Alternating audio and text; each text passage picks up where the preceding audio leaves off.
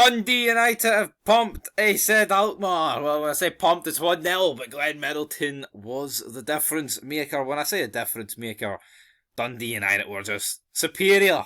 And it really just shows you when a team actually puts in 110% in Europe, regardless of the opposition and the task ahead of them, they can get the job done.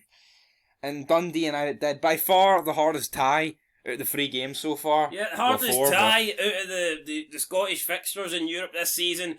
And Dundee United put in a performance that put Rangers and Motherwell to shame. And from the first, I'd say from like 5-10 minutes in, Dundee United settled it and were the better team. There from there on out. Yeah, Dundee United definitely the better team. In my opinion, these stats don't really suggest that, but they were. If you actually watched the game, and we didn't, it was on BBC Scotland. All right, so you should have been watching excuses. Dundee United created chances, looked good, nice wee passing going forward. They look good, interlinking with each other. Tony Watt, I thought every time he was like running at the Ace Alkmaar defence, he looked dangerous. His end product wasn't great, but I thought on the ball he looked like he could do something.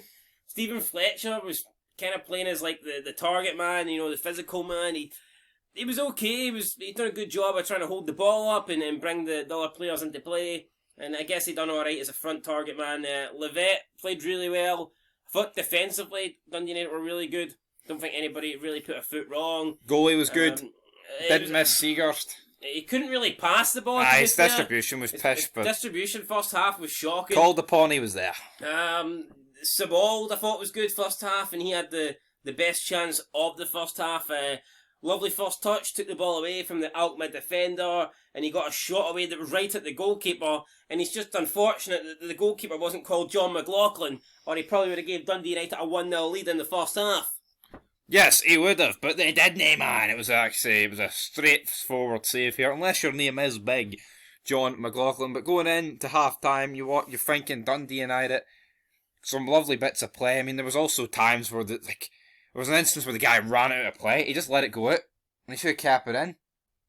But said Alkmaar, I mean, you could say they were awful, or you could say Dundee United just didn't give them a moment's peace, or would you say it's somewhere in the middle? Because I feel like Dundee United they put 110 in. They pressed every time. Every time they had an opportunity, they were pressing. Even in the dying seconds of the game, they had the time is up.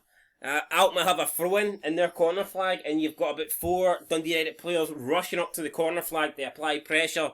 And I just showed you that Jack Ross set his team out correctly. Then we get into the second half, and I thought the goal was fucking fantastic. I really did.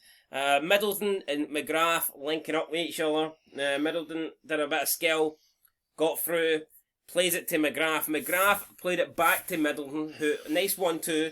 Although McGrath held on to the ball for me, but I didn't think the pass to Middleton was great. I thought the chance was gone, but Middleton took a touch of the ball, opened his body up, and curled it around the defender, round the goalkeeper, and in to the corner of the net. I mean, great finish for Glenn Middleton here. I mean, if anyone else done this finish, you'd go, oh, that's a quality finish. If a top player done that, you'd be like, what a finish that is. So let's give Glenn Middleton some respect here. Yes, Glenn Middleton, I think, severely underrated. I don't know why he fell out of fold at Rangers. I mean, if you remember Gerrard's first year, this guy was pretty great in that Europa League run. Never really got a chance, did he? After that, no. First 6 months under Gerrard, he was fucking playing more or less every game. I mean, he's not going to start over Kent, but I still feel like he's a good option to have. Yeah. Fuck yeah, it took him 2 days ago. Yeah. You know what I mean? So, when you look at that, Fletcher dragged it a shot wide. Fletcher was alright in this game. He got himself, he won every header, but there were some instances where it just looked like he was done. Yeah, some of his touches were a wee bit off, but I thought Fletcher done alright, and I'm sure he'll do good going forward. Charlie McGrath didn't really see much from McGrath apart from the assist. But it's a good debut. It's a good debut. Come on. Thinking that said Alkmaar, you can't complain with it. Charlie McGrew had a shot from about 35 yards, almost went in. Just dragged it wide of the goal. I mean, keeper might have had it covered, but when you're Charlie McGrew, I mean, when you've got that sort of quality, you need to take those shots. When that kind of opportunity arises, you just need to crack it and hope for the best, and that's what he done, but it went wide. Acer Alkmaar, in terms of the chances they had, I felt like there was no clear-cut opportunities. They may have had more shots, but a lot of them were just blocked by Dundee United. I can't really recall There was an instance, I think it was 89th minute, where I can't remember who had a shot, but he shot and it was a good save from the Dundee United goalie, so I mean, that's one. It wasn't a clear chance, but I thought Dundee United defended well, limited Acer Alkmaar to really create much. I do think Acer Alkmaar had a pretty bad game tonight. I'd be surprised if they can not up it in the second leg.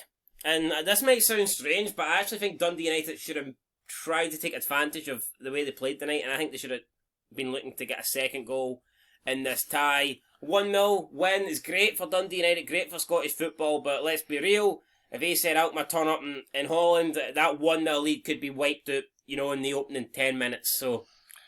Yeah, but at the same time, you can kind of see why they defended it, like, a wee bit. No, I can see why they defended it, but... It's all good us saying that, but they could have drew one each here after going for a second. We'd be like, what the fuck's Jack Ross doing? Yeah, I know, true, but... I mean, even if they concede in Holland... Well, the way you have to look at it... Play for penalties. Before a ball was kicked tonight, if you were offered 1-0 Dundee United, you'd have probably took it. I imagine so. Yep. I think Jack Ross would have took it. If you say, regardless of the performance tonight, you're getting a 1-0 win. Exactly. I mean, I think... Our predictions were wrong. I went with 2-1 I said, you went with 1 each, but I actually bet 1-0 Dundee United, so... There you go, showing some faith. Pat in the back. Showing some patriotism. So, yeah, what have we learned from the Scottish representation in European football this season? We've learned that Dundee United actually look pretty good, and that both Rangers and Motherwell are shite, so that's what we've learned. Until next time. And I've always said that I think Hibs made a big mistake getting rid of Jack Ross. Just want to point that out there. I think Jack Ross... Good old JR. I think he's a good manager. I think they were very harsh on getting rid of him. They're fucked up here. But anyway, guys, that'll do it for this match review. We've got Linfield and Shamrock Rovers coming up next. Whoa, can't wait for those yins, man. Oh, can't wait. Oh, aye.